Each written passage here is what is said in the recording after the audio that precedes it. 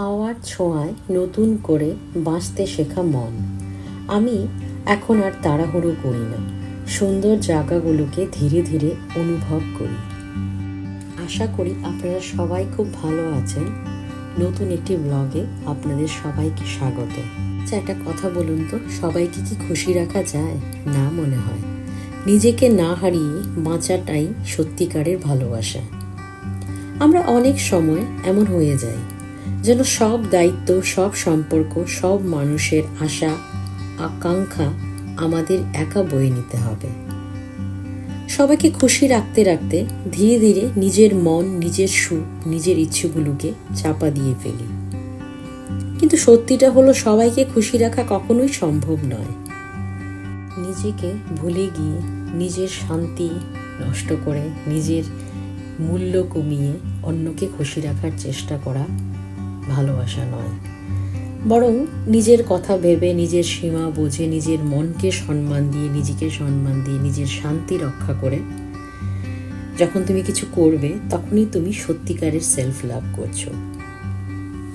আর এই সবাইকে খুশি রাখার কথা ভাবতে ভাবতে কিন্তু আমরা নিজেদের ভেতরের মানুষটাকে হারিয়ে ফেলি। নিজেকে না হারিয়ে বাঁচা মানে নিজের কথা শোনা, আবেগকে গুরুত্ব দেওয়া, নিজের জন্য সময় দেওয়া, সম্পর্কের ভেতর থেকেও নিজের ব্যক্তিত্ব বজায় রাখা। কারণ একজন মানুষ নিজের সাথে ভালো না থাকলে অন্যকে সত্যিকারের ভালোবাসা কিন্তু দিতে পারে না। তুমি তোমার মতো করেই সুন্দর, আর নিজেকে বাঁচিয়ে রাখাটাই তোমার কিন্তু প্রথম দায়িত্ব।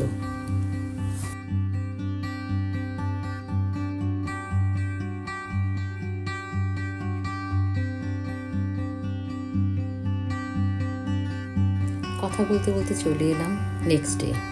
সকাল আজকে শুরু করছি কফি আর অ্যাভোকাডো টোস্ট দিয়ে।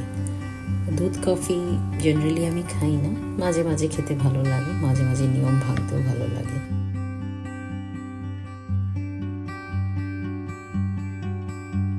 দুপুরের লাঞ্চে খুব তাড়াতাড়ি কিছু করার ছিল, তো বানিয়ে ফেললাম স্প্যাগেটি।